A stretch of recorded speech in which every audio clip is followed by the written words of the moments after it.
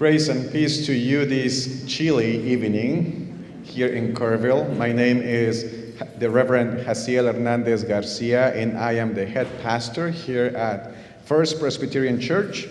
We are so delighted that you are here on this fine evening as we enjoy a really phenomenal program this evening. And we are so lucky to work with such a gifted and talented musician here at the church. So it is my honor to introduce to you the Dr. Sabrina Adrian.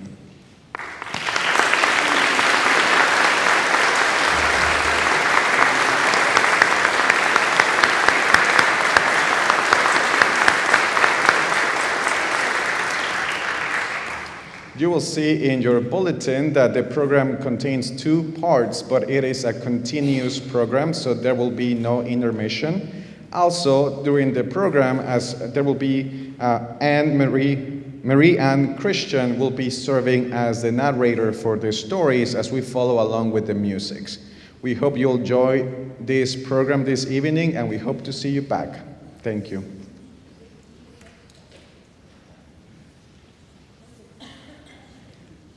Good evening. My name is Mary Ann Christian, and I will be your mistress of ceremonies today.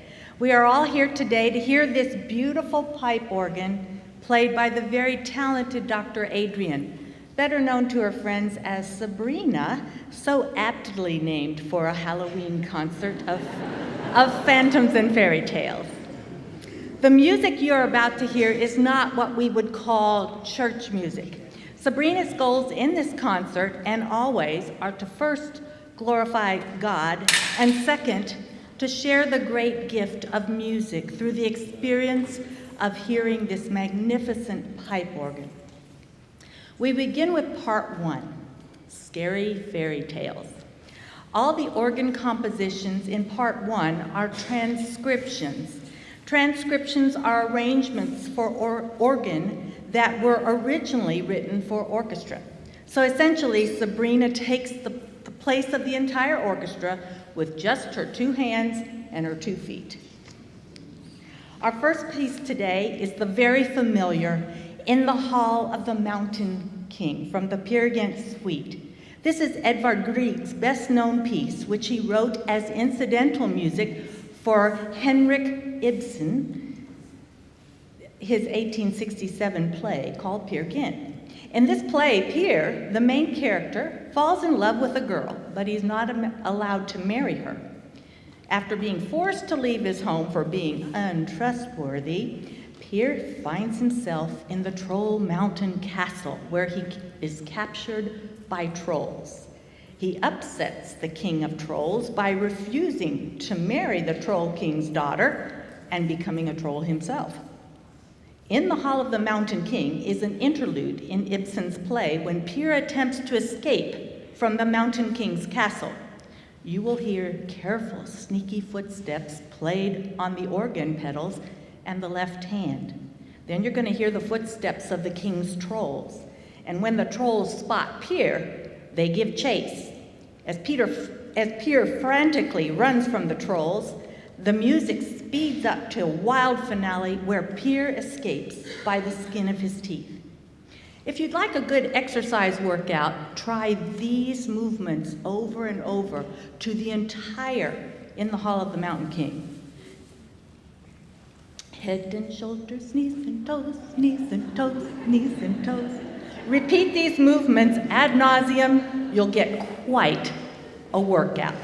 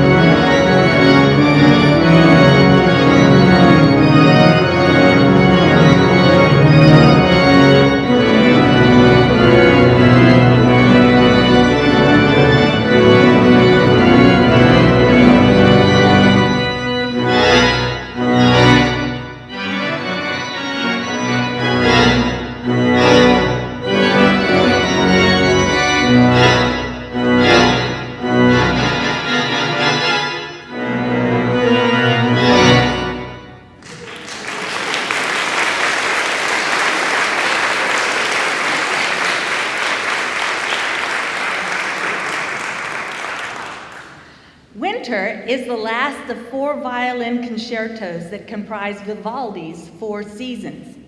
Winter is an example of program music, and Vivaldi was the first ever composer to write this type of music. Program music is instrumental music that tells a story or evokes a picture or scene of something.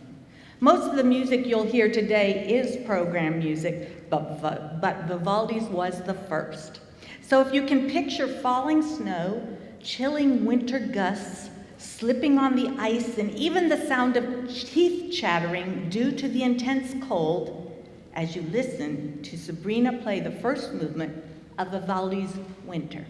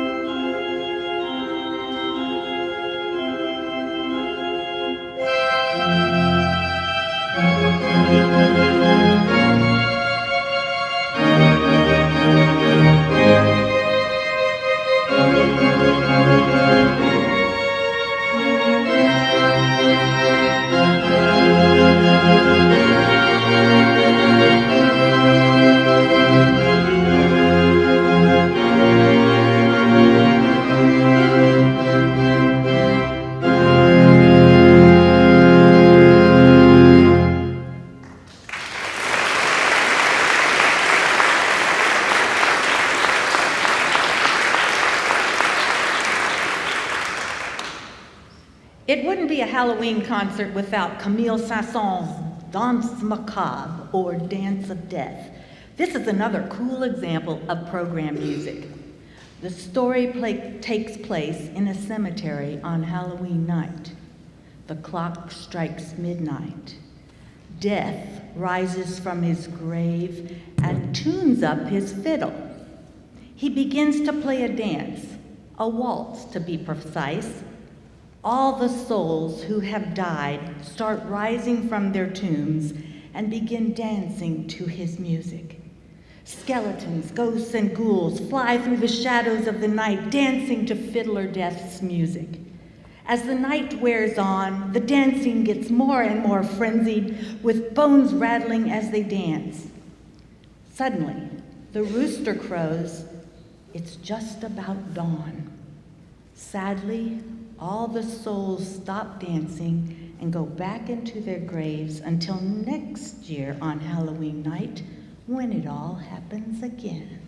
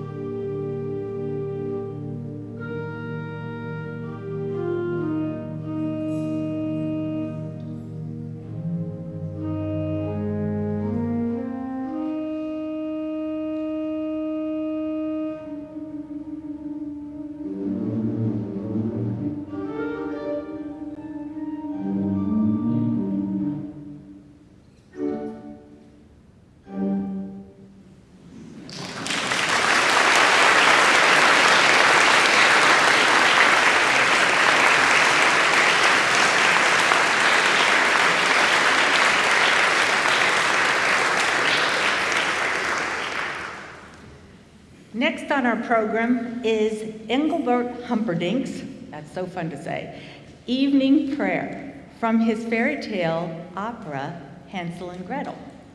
In 1889, Engelbert's sister, Adelheid, asked her brother to write 4 songs for her children's holiday puppet show, based on her adaptation of the Brother Grimm's fairy tale Hansel and Gretel. Adelheid omitted several of the sinister plot points in her libretto, or her lyrics. 2 years later, using his sister's libretto, Engelbert Humperdinck began writing a fully orchestrated score that became the now well-known fairy tale opera Hansel and Gretel. To this day, this opera is performed during the holiday season in Germany. Evening prayer is sung by Hansel and Gretel at the end of Act 2, when they are lost and alone in the woods and are trying to go to sleep. They sing, "When at night I go to sleep, 14 angels watch to keep." This prayer melody also closes out the opera as a joyful anthem that in musical terms declares, "And they lived happily ever after."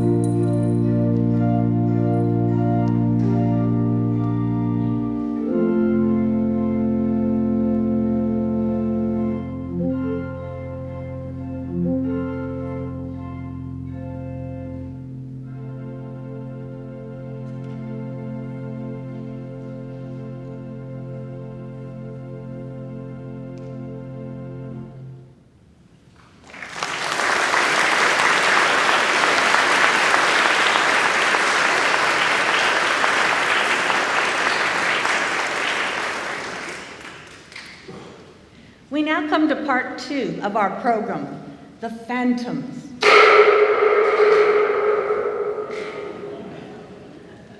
All the compositions Sabrina will play in this half of the program were written specifically to be played on the organ. Phantom Mania originally started with a book by Gaston Leroux, written in 1910. The setting of the book was the Paris Opera House in the early 1880s and was inspired by true events and strange happenings that took place in the Opera House years before. The Phantom of the Opera is a disfigured musical and technical genius who enjoys menacing and terrorizing the theater's employees as he prowls the hidden crannies of the opera house. The Phantom lives in the subterranean labyrinth of an underground river sewer system beneath the opera house. Sabrina will now play the 2 most noteworthy compositions inspired by the Phantom story. The first will be Johann Sebastian Bach's Toccata and Fugue in D minor, which is played by the Phantom at his pipe organ in the 1925 silent film. It has become the most iconic Halloween song of our time, although I'm sure Bach did not write it for that purpose or imagine that it would become everyone's favorite spine-chilling music. In the early days of film, theaters would keep a house organist to provide musical context for the silent action happening on screen. Something extra freaky or ghoulish going down? The house organist knew that the toccata and fugue would be the perfect accompaniment. It became the go-to spooky music used during the silent film era. The second Phantom story-inspired composition Sabrina will play is from the 2004 film, based on Andrew Lloyd Webber's 1986 musical, appropriately called Phantom of the Opera. Let's give a listen to these 2 unearthly, mysteriously beautiful pieces.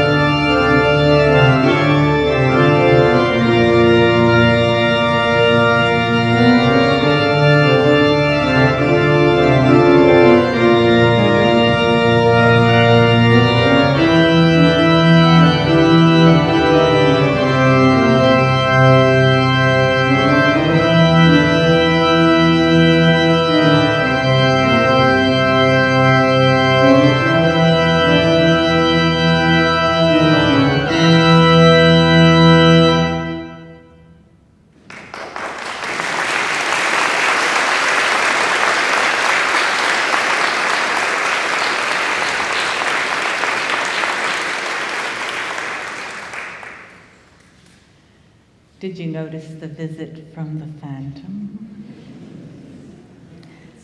The next piece is called Phantom. In this piece, our composer, Louis Vierne, muses about the future through his music. He questions, who prepares the future? The free thinker, the athlete, the traditionalist, the dancer, evolution, or misery? This curious and haunting piece may be written by the true phantom of the organ loft. After Louis Vierne concluded his 1,750th organ concert at the Notre Dame Cathedral, he was given 2 themes and asked to improvise on them. He placed his foot on the low E pedal and died on the spot, dramatically ending his concert as the low E echoed through the cathedral.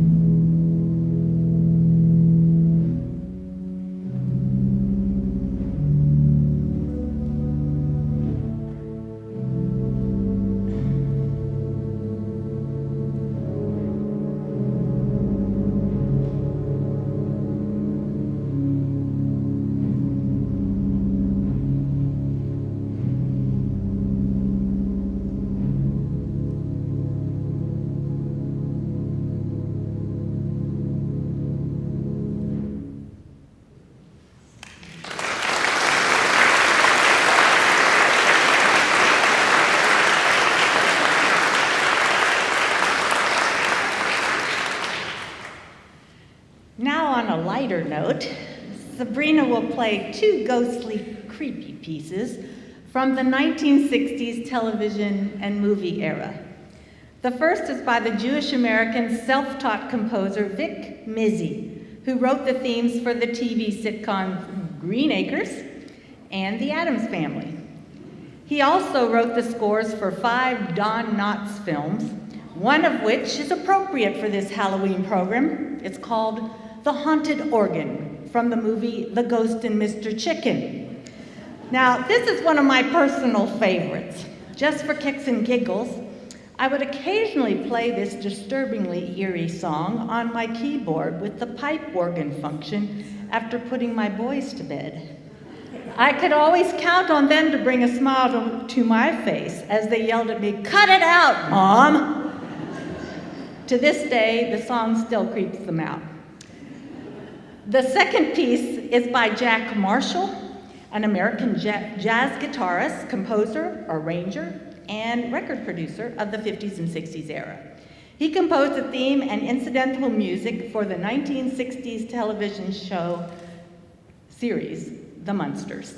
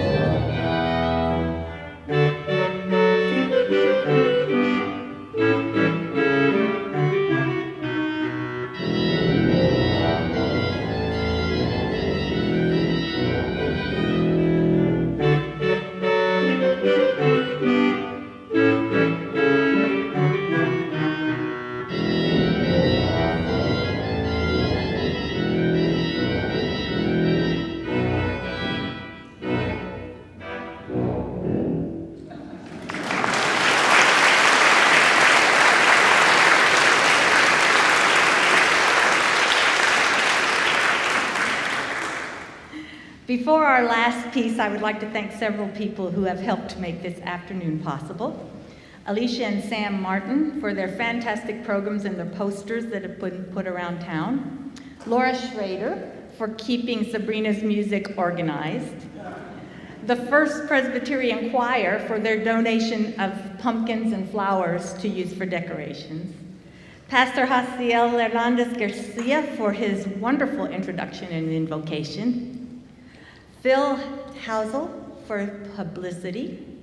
And Annette DiJosia, there it is, okay, for her ideas for today's repertoire. And for the Presbyterian Church for allowing this concert in their beautiful sanctuary. And thank you guys for being here today and supporting all this. Now we come to our finale, the toccata from Suite Gothique, written by Leon Bellman. Bellman was born after the French Revolution, where about 20% of the country's organs were destroyed, with many more abandoned, vandalized, and relocated over the next several decades. Bellman lived during the rebuilding of France's rich organ tradition. Innovations in organ building expanded the potential of the organ, thus inspiring the imagination of the young Bellman. Leon Bellman composed 150 works for organ, the Suite Gothique being his best known. This final toccata has a menacing pedal theme and perpetual motion accompaniment that has long been a staple of concert programs. Tragically, Bellman died of tuberculosis just 2 years after composing Suite Gothique. He was the ripe old age of 35. Now to quote Paul in his letter to the Ephesians, all glory to God, who is able, through his mighty power at work within us, to accomplish infinitely more than we might ask or think. Glory to him in the church and in Christ Jesus through all generations forever and ever.